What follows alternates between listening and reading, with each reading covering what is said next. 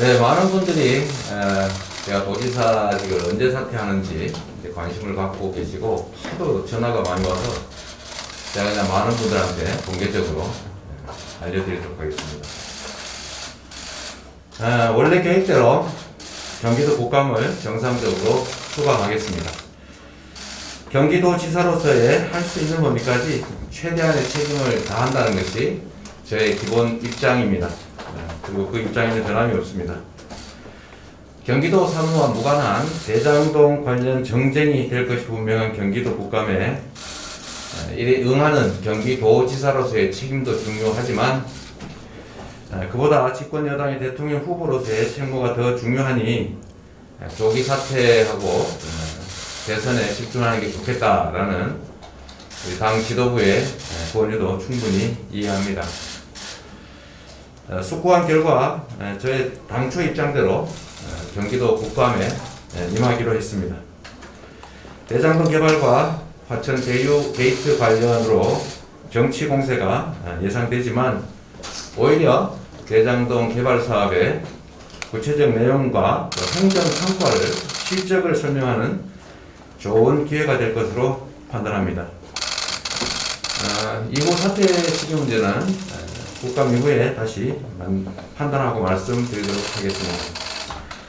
많은 분들이 오해를 하고 계신 게 있고 또 일부 언론과 일부 정치 세력들이 본질과 줄기 빼고 지연 말단적인 사안들을 왜곡하고 또 가짜 뉴스를 만들어서 마치 개발 사업에 뭔가 문제가 있는 것처럼 주장하고 있어서 몇 가지만 말씀드리도록 하겠습니다. 아주 세부적인 팩트는 이렇습니다. 대장동 개발 사업은 원래 LH가 공공개발을 추진하고 있었는데 제가 당선된 이후에 2010년 6월 2일인가 4일에 선거가 끝나고 난 후에 6월 10일인가 쯤에 갑자기 LH가 공영개발을 포기했습니다.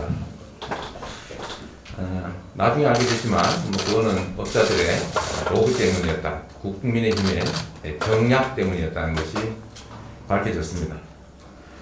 제가 2010년 7월 1일에 취임을 했고 그리고 2011년 7월 1일에 취임 1주년 기자회견을 하면서 이 대장동 공영개발 그리고 미래 신도시의 아파트 분양 사업 이 등등을 통해서 개발 이익을 1조 원을 세금 말고 추가로 확보하겠다는 발표를 했습니다.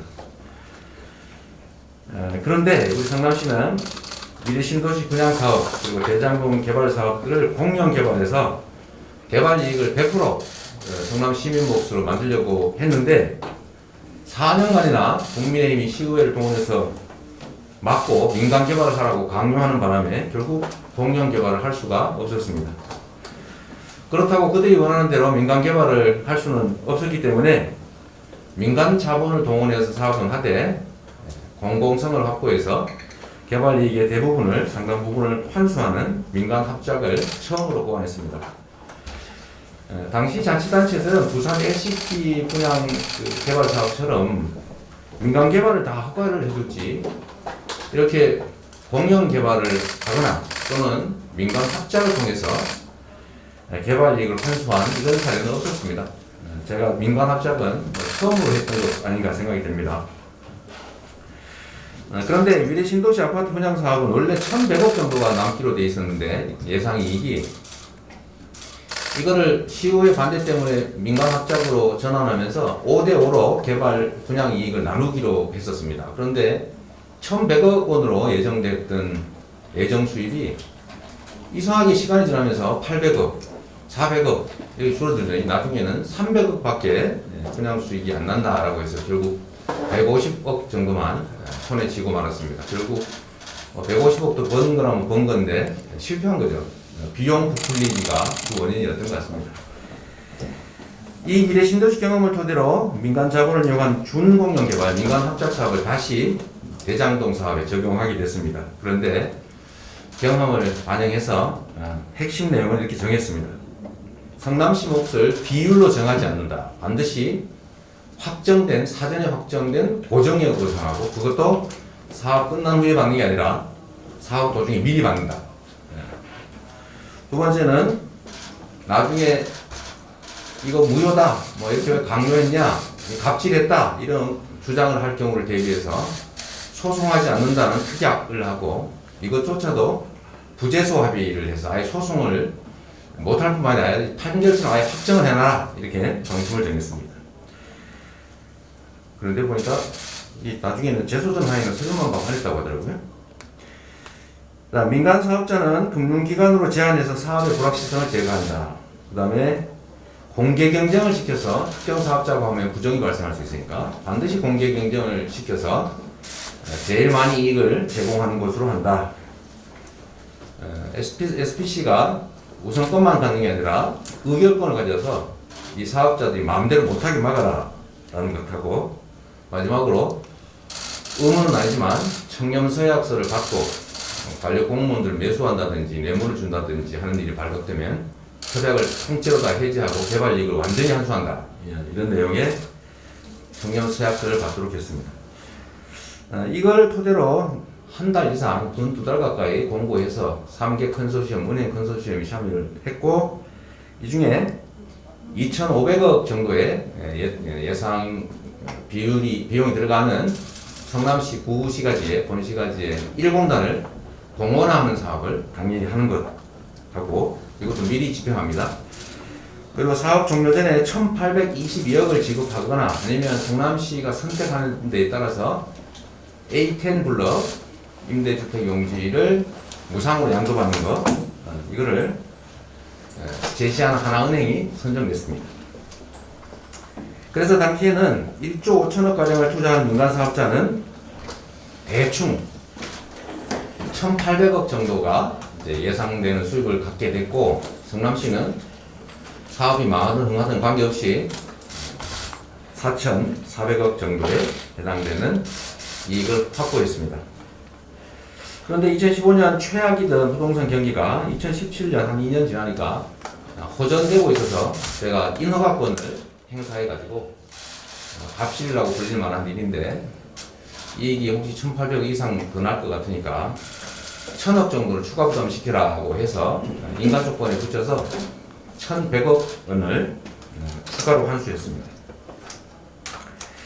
만약에 당시에 국민의힘이 요구하는 대로 민간 개발을 해줬다면 성남시 몫의 5,503억도 국민의힘 그리고 토건 세력들 민간 개발업자들에게 다 갔을 겁니다. 뭐 당연한 거 아니겠습니까? 그런데 2018년부터 시작된 집값 폭등으로 사업자의 불확정된 예정이익이니까 불확정되죠. 이게 1,800억 원에서 4천억대로 늘어나게 됐습니다. 부동산 경기가 반대로 악화됐다면 1,800억이 아니라 심지어 손해볼 수도 있는데, 그러나 그런 경우에도 우리 성남시는 5,503억 원의 고정이익을 갖게 됩니다. 2018년 3월에 제가 사퇴를 했기 때문에 2018년 이후 집값, 땅값 상승에 따른 개발이익, 민간업자 몫을 분양가를 낮춘다든지 또는 개발이익을 추가 환수한다든지 인가 조건을 변경한다든지 해서 그럴 권한이 안타깝게도 저는 없었습니다. 경기도지사였으니까요. 사업자들이 청렴서약을 어기고 공직자한테 뇌물을 줬다라고 지금 문제가 되고 있기 때문에 제가 이것도 활용을 해서 며칠 전에 청렴 의무 위반을 한 것 같으니 일단 개발이익 지급을 동결하고 이미 지급한 개발이익도 보존 조치를 할 수 있게 조치하라고 제가 지시했습니다. 인사권자 그리고 관리자로서 일부 직원들의 일탈 행위에 대해서는 다시 한번 사과드립니다. 제가 관할하고 있던 인력이 약 5,000명 정도 되는데, 어쨌든 그 중에 일부 직원들이 오염이 되고 부정부패를 했다는 의심이 상당히 들기 때문에 그 점에 대해서는 인사권자, 관리권자로서의 도의적 책임을 피할 수 없겠습니다. 다만 이 점에 대해서 앞으로 국민의힘과 보수 언론들이 과거와는 다르게 180도 태도를 바꿔서 100% 공공환수했어야 된다, 공공개발을 왜 못했냐 이렇게 적반하장식 주장을 하고 있기 때문에 다행히 이걸 기회로 만들어서 앞으로는 다시는 인허가권 행사에 따른 불로소득 개발 이익이 특정인들의 입에 들어가지 않도록 모두 공공이 지속될 수 있도록 개발 이익 완전 국민 환수 제도를 정착시키고 또 부동산 불로소득 공화국이라고 하는 이런 모명을 반드시 싣는 것으로 책임을 다하도록 하겠습니다. 고맙습니다.